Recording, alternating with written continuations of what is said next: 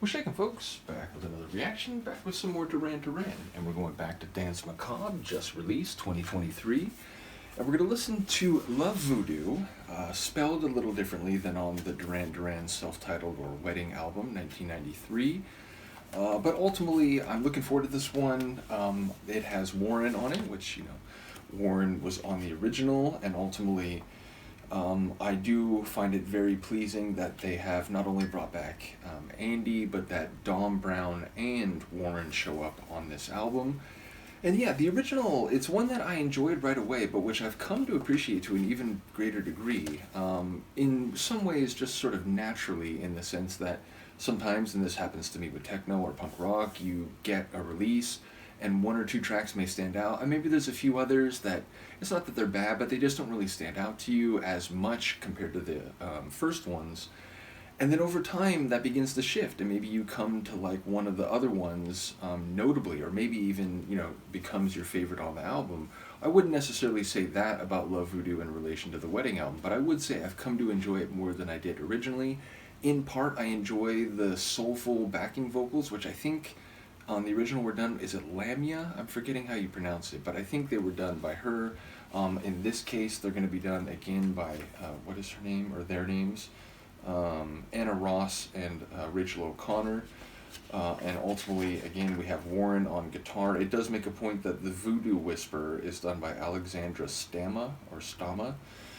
And yeah, I also enjoy of the original that you can hear some sonic hints, I think, and this is something that's not independent in relation to just listening to the track, but listening to the track as part of their larger catalog.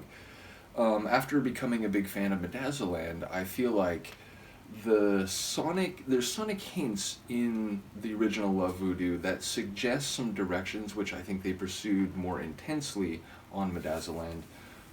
So yeah, I enjoy it for perhaps presaging some directions they would go more significantly later that decade.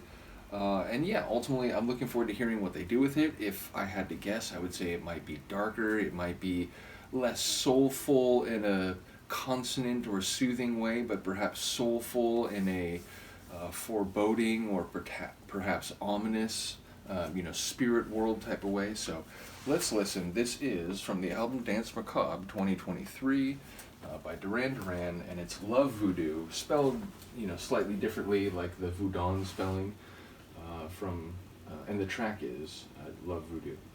Where? Sorry, I thought I had it open, but apparently I don't. Here we go.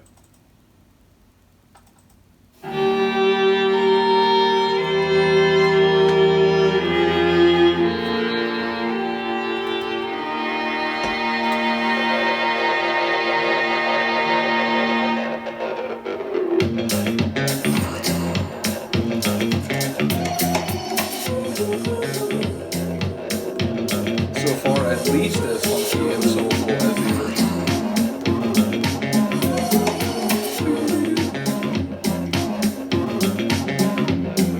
When I first met you on the roof, you caught me in your web of youth. But now I know the wicked truth. It's much too late, so what's the use in fighting?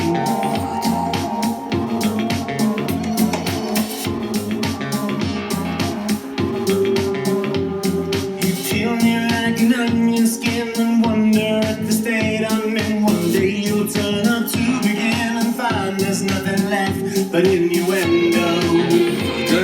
Good lines in this one too.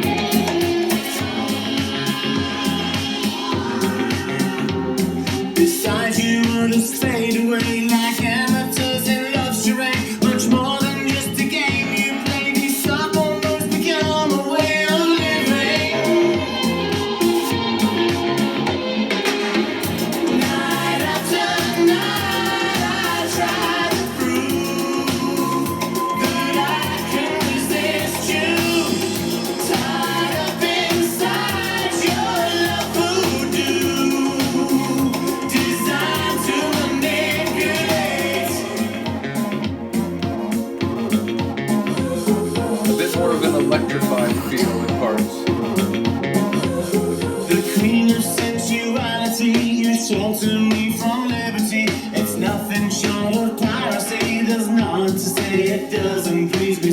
times.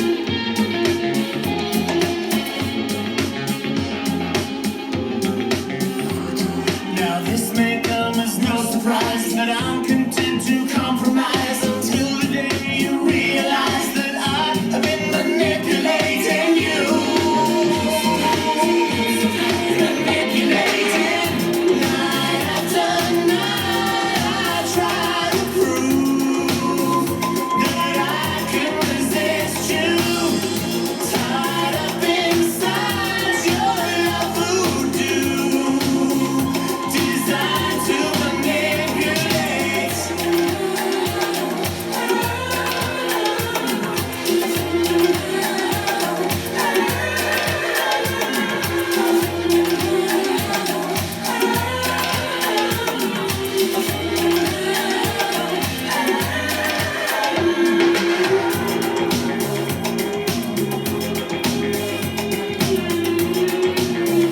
JT grooving on the bass.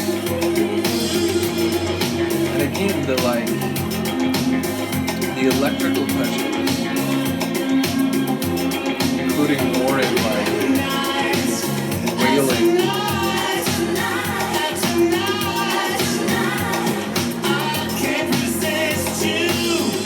Tied up inside your love voodoo, designed to manipulate.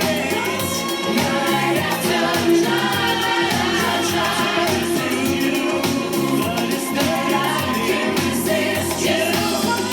Tied up inside your love voodoo, this is designed to manipulate.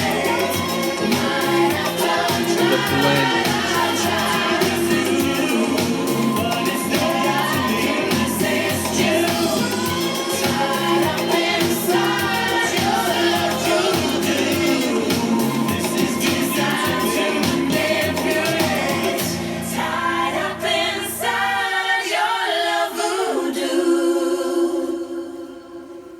Yeah, it's cool. I like it. It felt closer to the original than the Nightboat cover, which felt like they made that more haunted. This one, again, it felt a bit more electrified. Obviously, there was a different sound to the backing vocals and the blend of elements, but ultimately, it seemed to hew more closely to the original.